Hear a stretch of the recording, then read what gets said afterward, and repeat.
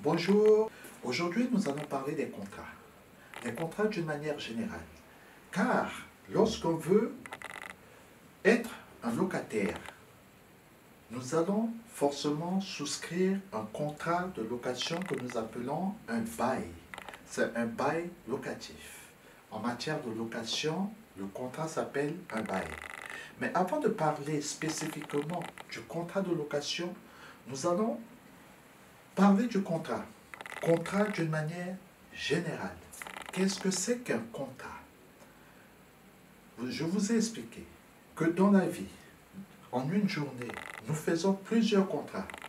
Lorsque nous prenons le transport en commun, c'est un contrat entre la SNCF ou la RATP par exemple, avec nous, sans que nous nous en rendions compte. Lorsque nous allons chez le boulanger, c'est un contrat que nous allons souscrire. C'est un contrat verbal. Parce que nous allons effectivement acheter soit notre pain, notre baguette ou notre croissant. C'est un contrat. Nous faisons plusieurs contrats journalièrement. Aujourd'hui, nous parlons, comme je vous l'ai dit, du contrat d'une manière générale. Mais c'est quoi un contrat? Un contrat, comme on peut le définir, c'est un accord de volonté. Il est l'un des modes d'action de la personne dans la société. Nous sommes dans la société, nous ne pouvons vivre sans contrat. La vie économique et sociale est composée d'une multitude de contrats. On trouve aussi bien des contrats de location, c'est ce que vous allez gérer, location de logement. Il y a aussi des contrats de vente, des contrats de prêt, tels que des crédits à la consommation, des contrats de mariage, le contrat de travail, c'est tout le bonheur que je vous souhaite après cette formation où vous allez signer un contrat de travail. Mais forcément, dans votre vie, vous avez travaillé. Donc, vous avez déjà signé un contrat de travail. Le cours sur le contrat va avoir plusieurs diversités. Pourquoi? Parce que ce cours va s'appliquer au contrat de location. Il s'appliquera au contrat d'assurance, au contrat de travail et tous les autres contrats que vous aurez effectivement à signer dans votre vie. Donc, les co-contractants vont signer et ils vont s'engager dans un contrat et se soumettre aux règles que les co-contractants ont fixées par un consentement mutuel. C'est un principe essentiel qui est énoncé par le Code civil. Les conventions légalement formées tiennent lieu de loi à ceux qui les ont faites. C'est-à-dire que quand vous faites un contrat, vous vous soumettez à la loi. Ce n'est pas un contrat qui va être hors la loi. Ça va être légalement fait et il y a des conditions pour que ces contrats soient jugés de légal. Ces conditions, nous allons les voir. Maintenant que ces conditions sont remplies, on va dire que c'est des conventions qui ont été légalement faites et du coup, ces conventions vont tenir lieu de loi pour vous qui les avez faites en connaissance de cause. Ce qui veut dire qu'en cas de litige, le juge n'ira pas plus loin que la recherche des volontés qui ont été exprimées dans ce contrat, à quoi vous vous êtes engagé. Donc le juge va faire une interprétation de votre volonté réciproque pour appliquer les règles qui vont en découler ou des griefs que vous allez porter vis-à-vis de votre co-contractant. Donc, comme définition, nous avons dit que le contrat est une convention par laquelle une ou plusieurs personnes s'obligent envers une ou plusieurs autres à faire ou à ne pas faire quelque chose. Nous nous engageons par exemple à vous dispenser des cours pour que vous puissiez être en mesure de vous présenter à votre examen. Vous, de votre côté, vous vous engagez à suivre les cours et aussi toutes les procédures qui en découlent. Donc, toute personne peut contacter s'il n'est pas déclaré incapable par la loi. Déclaré incapable, ça veut dire que la personne, elle est majeure.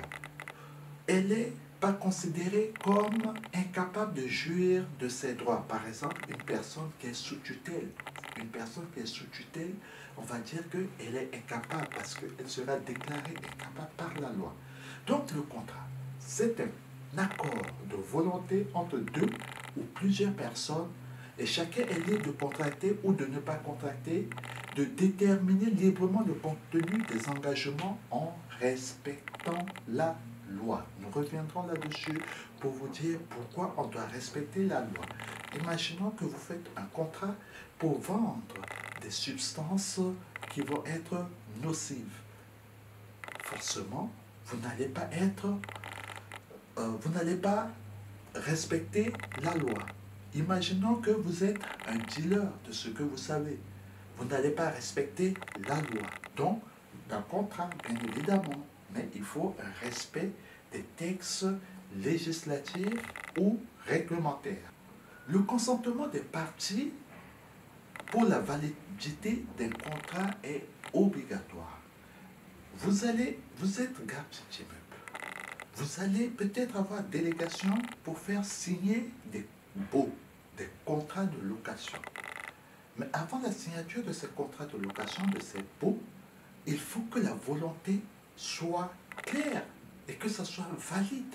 Vous n'allez pas forcer les gens à signer. Donc, il y a ce qu'on appelle des éléments du consentement. Le consentement, c'est quoi? C'est la concomitance de deux ou plusieurs volontés, c'est-à-dire qu'il y a deux volontés qui vont se rencontrer. Je viens acheter un croissant. Le prix du croissant, il est à 1 euro. Est-ce que je suis d'accord? Est-ce que c'est bien de ce croissant-là qu'il s'agit? Ok, voici votre 1 euro.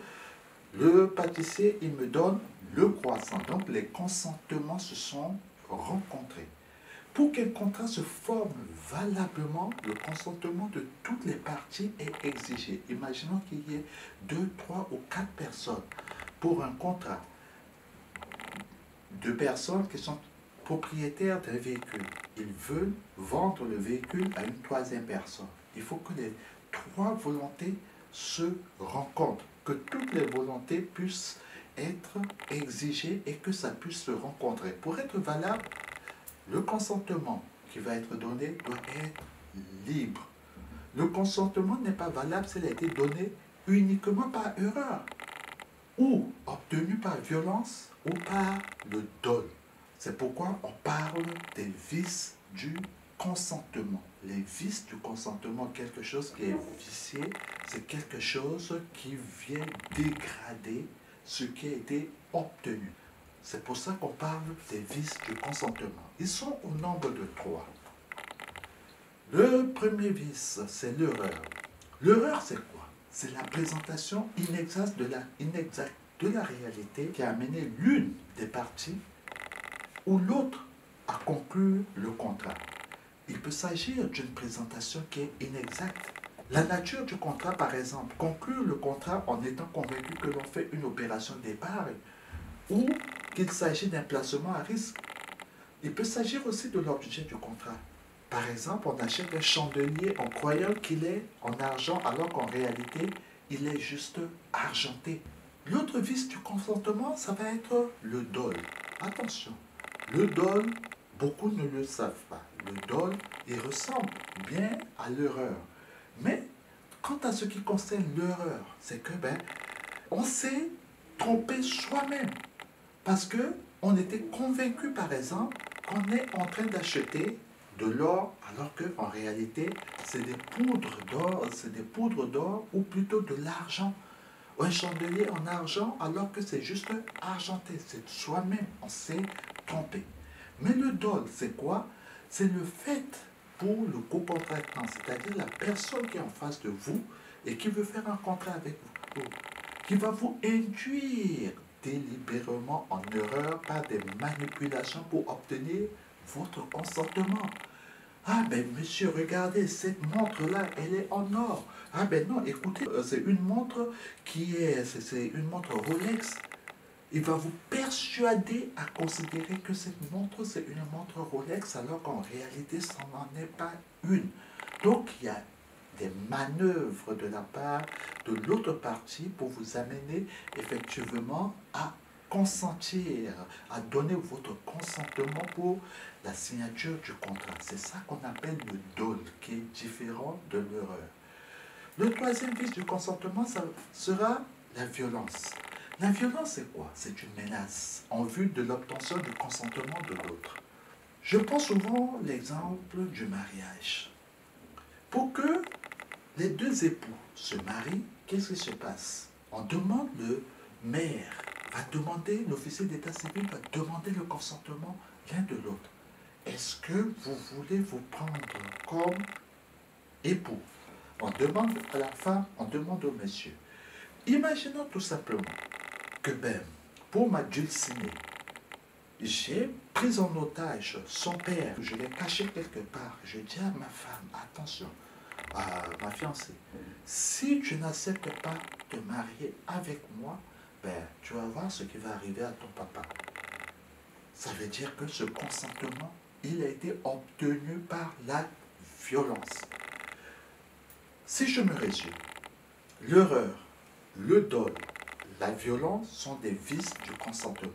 Quand on est en présence de ces trois éléments, on ne va pas dire que le contrat, le consentement a été donné d'une manière libre et éclairée.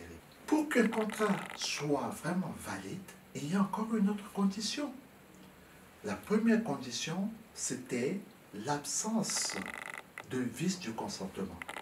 La deuxième condition, ça sera la capacité.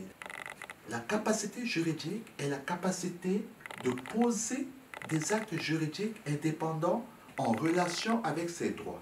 Certaines personnes n'ont pas la capacité juridique d'exercer leurs droits, comme par exemple les mineurs non émancipés, c'est-à-dire les mineurs de moins de 18 ans.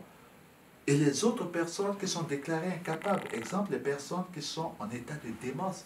Une personne en état de démence, qu'on dit généralement un fou, est-ce qu'un fou peut vraiment poser des actes en connaissance de cause? Non, il n'aura pas la capacité de contracter.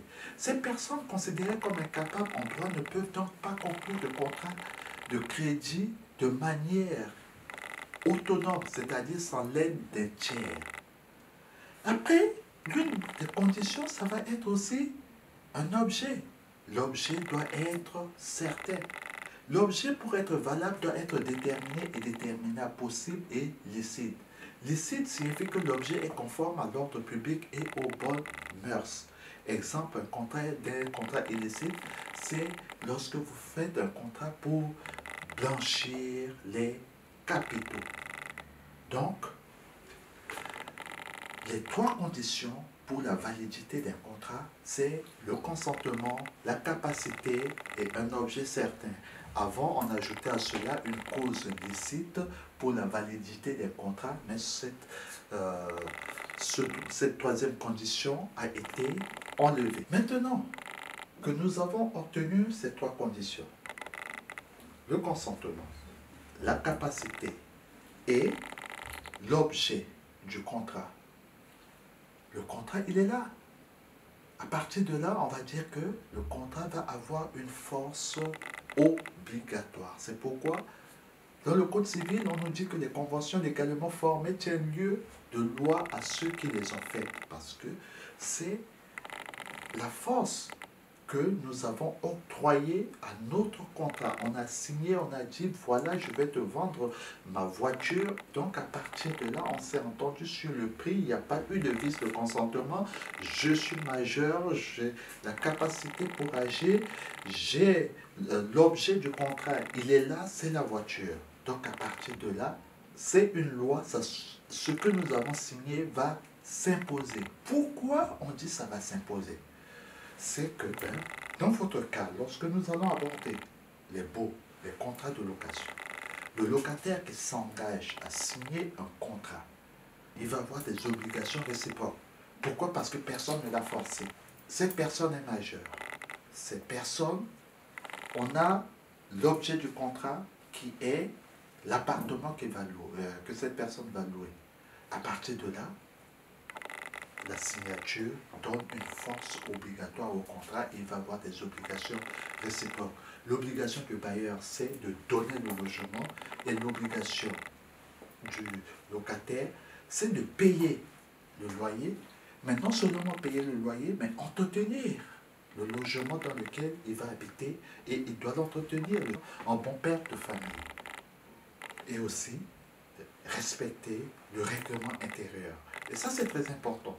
Pourquoi? Parce que plus tard, lorsque nous allons vraiment parler de la spécificité des baux, c'est-à-dire les contrats de location, vous allez voir que l'un des sujets que vous aurez à l'examen, ça sera sûrement lié à des troubles de voisinage, à des comportements qui vont être contraires aux éléments qui sont dans le contrat ou au règlement intérieur de l'immeuble.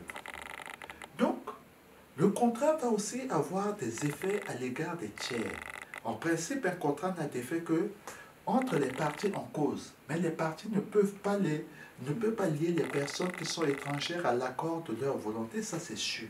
Mais ce principe comporte une exception. Il s'agit des contrats qui vont être conclus au bénéfice des tiers. On va parler des assurances par exemple. Vous allez souscrire des assurances comme une assurance vie au profit d'une autre personne, de votre épouse, de votre conjoint. Donc, c'est la particularité que vont avoir certains contrats parce que normalement, les obligations de contrat ne lient que ceux qui les ont signés. Mais on peut avoir ce qu'on appelle la stipulation pour autrui, c'est-à-dire faire un contrat avec un effet qui va bénéficier à une autre personne. Et après, bien évidemment, nous parlerons de l'inexécution d'un contrat. C'est le cas que vous allez vraiment avoir.